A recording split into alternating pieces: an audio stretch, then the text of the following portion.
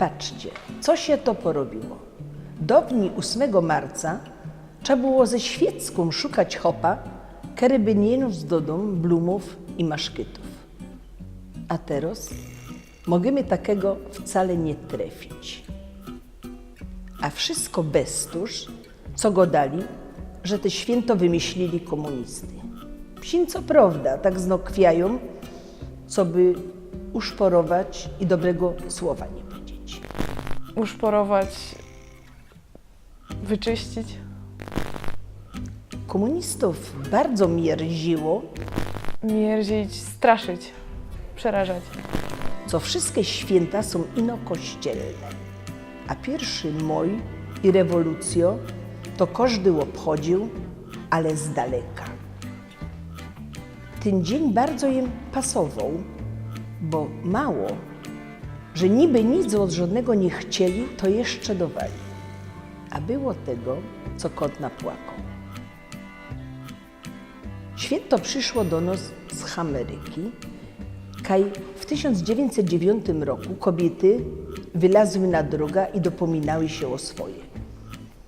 One chciały dać wyćwika tym, którzy nimi w robocie reskierowali. Chcieli mieć więcej pieniędzy i zarobiać tyle, wiele hopy.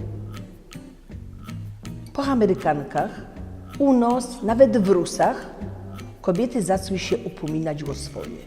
I raz na rok głośno godały to, co ich mierzi.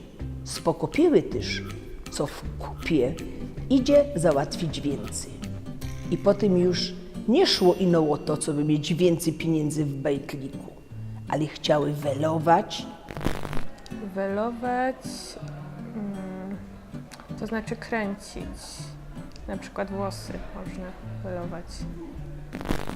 I co by chopy nie musiały chodzić na żadną wojnę. W te babskie święto kobiety dostawały w firmach gyszynki, blumy i maszkyty. Jedna nelka, jedna tulpa. Nelka? Brzmi jak nerka, ale trochę nie jestem pewien. Packa kawy, po którą normalnie trzeba było stoć długo w rai, packa sztrymfów, Sztrymfy, może jakieś spinki, nie wiem. ale nic nie było za darmo. Przodzi musiały wysłuchać tych wszystkich klytów, Klyta. Nie wiem, kojarzy mi się skieta od roweru, ale to na pewno jest zupełnie coś innego. którzy im chcieli pogratulować, a potem przez cały miesiąc łostawać duży w robocie, bo było ważne, w to kogo kacnie. Kacnąć znaczy...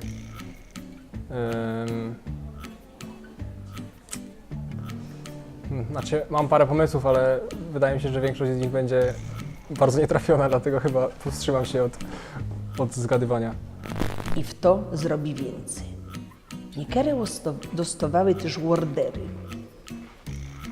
ale takie ani fachowe. Einfachowe to znaczy robocze, takie... no robocze.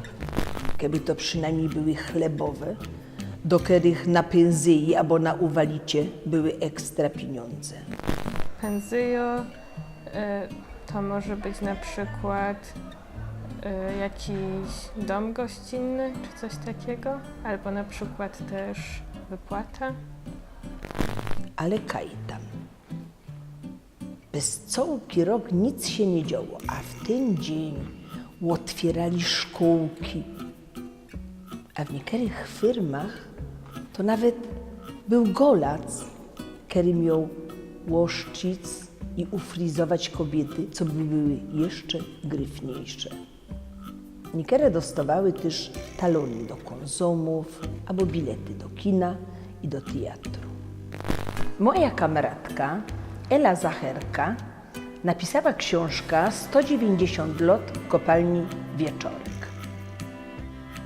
Kaj jest nie ino o grubie i bergamonach, ale też o kobietach, które na tej grubie robiły. Wtedy nazywała się ona Gisze. Jedna z nich to Rosalia, po naszemu Rosa, Kajzerówna, którą znali w całej Polsce i nawet wysłali ją na olimpiadę do Amsterdamu. Ona za bajtla rada się toplała, robiła intki i potem zaczęła pływać.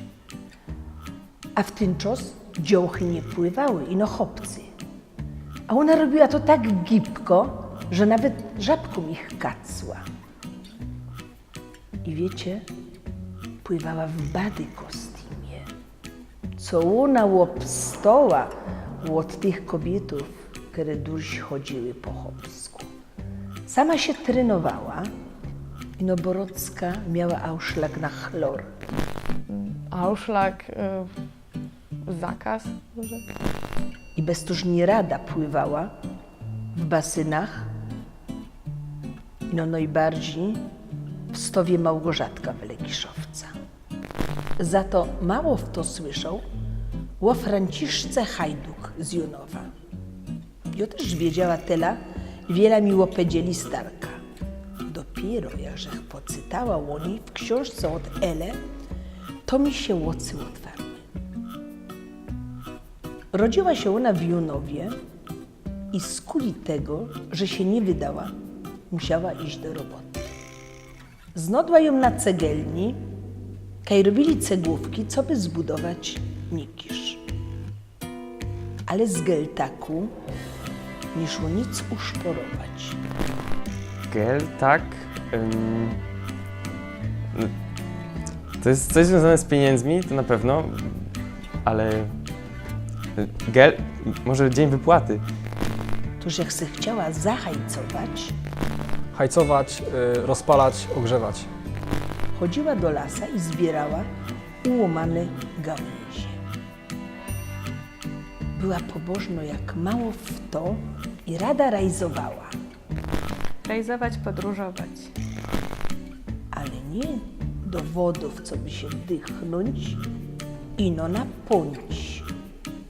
Przudzi do Płciców, do Piekor, na Anaberg, a potem co rozdali, do Lourdes, Rzymu, a nawet do Ziemi Świętej.